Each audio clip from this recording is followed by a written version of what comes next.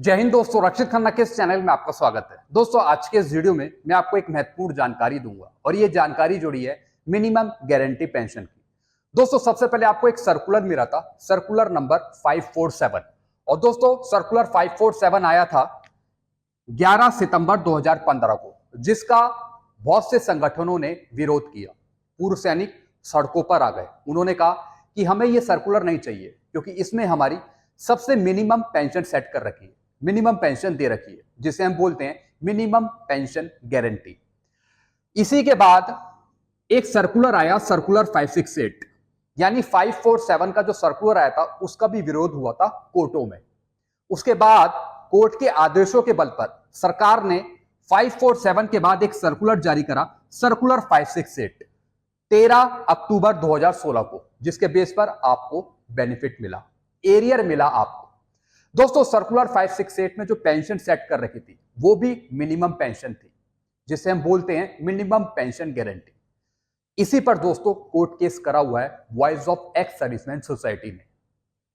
अगर इसका निर्णय आ जाता है आपके फेवर में तो जितने भी 2006 से पहले के पेंशनर्स हैं उनको फायदा मिलेगा। यानी ये कोर्ट केस किया गया है सर्कुलर 568 पे।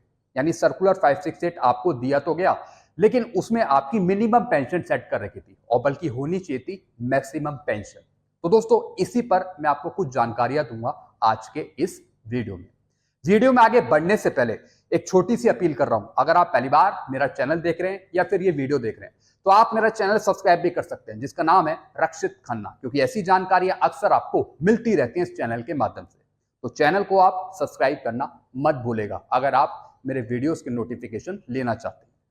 चलते हैं दोस्तों, आगे बढ़ते हैं। सभी रैंक को मिनिमम गारंटी पेंशन मिलेगी।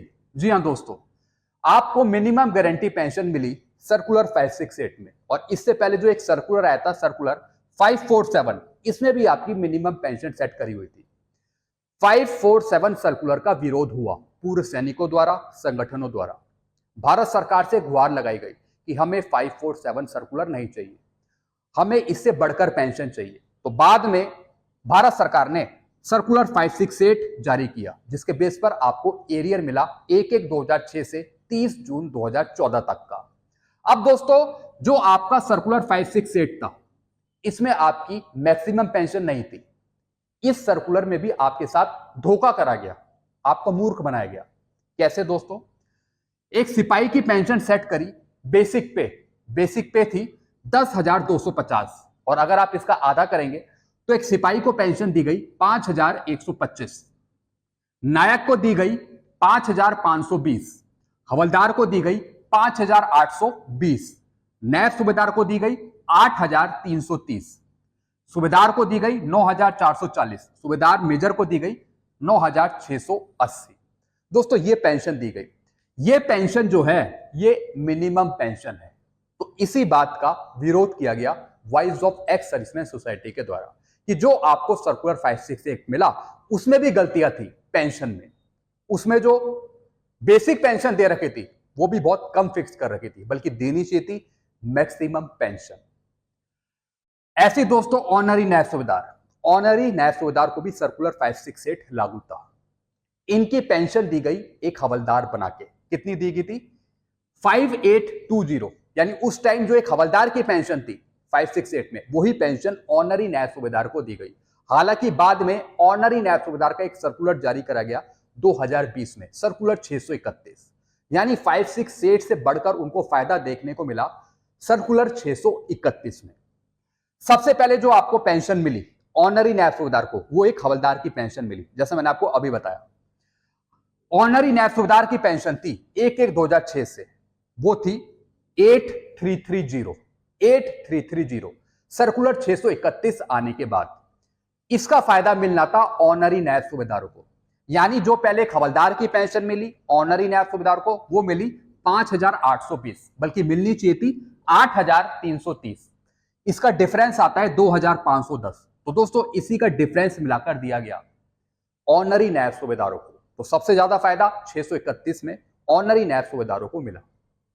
सर्कुलर 568 में इतना फायदा नहीं था। सिर्फ ऑनरी नायब सूबेदारी रैंक नहीं, बाकी जो रैंक थे सिपाही से लेकर सूबेदार मेजर तक, इनको भी कोई फायदा नहीं मिलना था सर्कुलर 568 का। चूंकि भारत सरकार ने लागू कर दिया, इस वजह से एरियर आपको दिया गया, उसका बेनिफिट आपको दिया गया।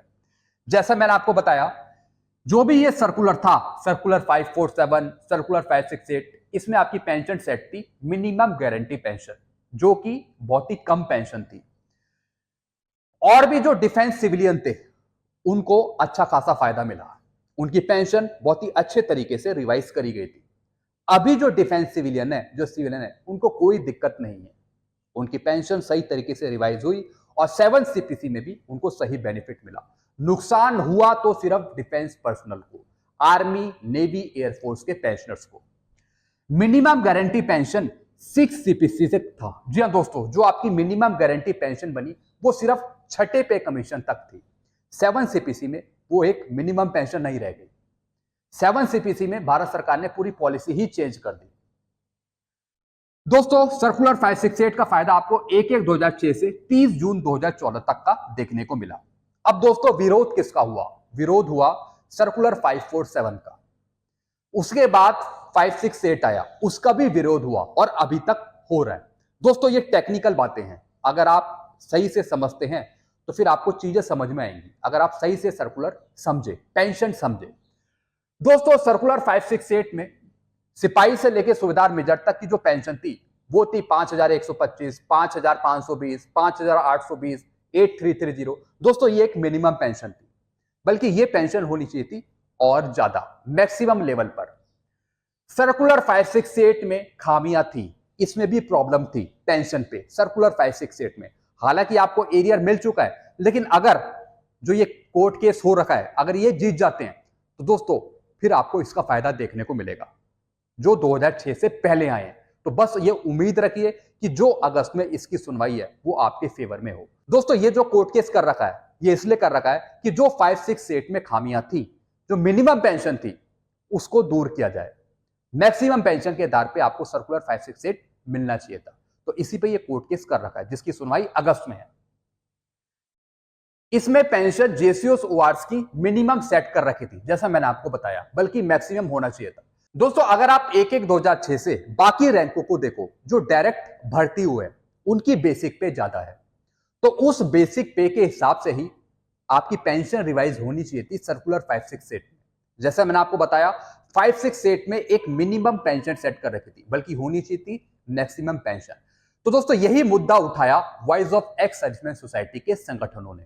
उन्होंने यही मुद्दा उठाया कि जो आपको 568 सर्कुलर दिया गया, उसमें भी आपकी मिनिमम पेंशन दी, बल्कि होनी चाहिए थी मैक्सिमम पेंशन। मैक्सिमम ऑफ पे स्केल के हिसाब से, मैक्सिमम ऑफ पे स्केल हिसाब से, जो भी आपका पे स्केल था, उसका जो टॉप अप अमाउंट था, उसके हिसाब से आपकी पेंशन होनी चाहिए थी सर्कुलर 568 में। या फिर जो डायरेक्ट रिक्रूटिव पे है 1/1/2006 से, जो डायरेक्ट भर्ती हुए हैं हर एक रैंक में, अगर हम देखें तो जो उनकी बेसिक पे थी, जो उनकी बेसिक पेंशन थी, वही 568 सर्कुलर में होनी चाहिए थी। दोस्तों, अगर ऐसा होता तो आपको और फायदा मिलता, जो आपका एरियर बना, जो आपको मिला, उससे और ज्यादा आपको एरियर मिलता। यानी 568 में जो भी आपकी पेंशन सेट हुई थी वो बहुत ही कम हुई थी, तो उसको बढ़वाने के लिए, उसको चेंज कराने के लिए ये कोर्ट केस हुआ है और इसकी सुनवाई अगस्त में है, जैसा मैंने आपको बताया। दोस्तों, अगर इसका फायदा आपको मिलता है तो फिर से आपको एरियर दिया जाएगा, फिर से आपको इसका एरियर दिया जाएगा और इसका एरियर बनेगा 1/1/2006 से। तो दोस्तों, ये मुद्दा उठाया voice of ex serviceman society के संगठनों ने, उन्होंने ये मुद्दा उठाया। तो दोस्तों, इसकी जो सुनवाई है वो देखेंगे कि अगस्त में क्या इसका रिजल्ट रहता है, क्या इसका डिसीजन आता है, और अगर डिसीजन आपके फेवर में आ जाता है तो इसका आपको एरियर मिलेगा, यानी पेंशन में सुधार होगा आपकी 1/1/2006 से।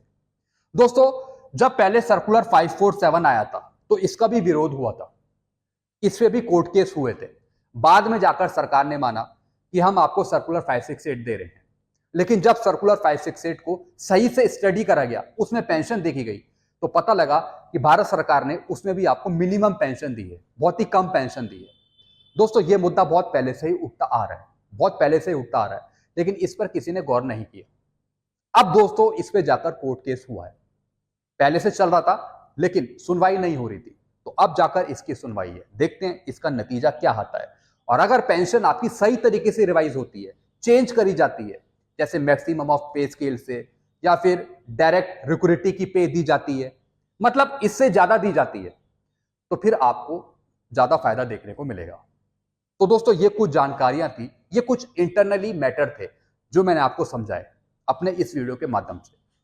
ऐसी दोस्तों मैं आपको जानकारियां देता रहता ताकि आपको कुछ चीजें पता लग सके। वीडियो आपको अच्छा लगता है वीडियो को लाइक करना और चैनल को आप सब्सक्राइब कर सकते हैं जिसका नाम है Rakshit Khanna. Thank you so much.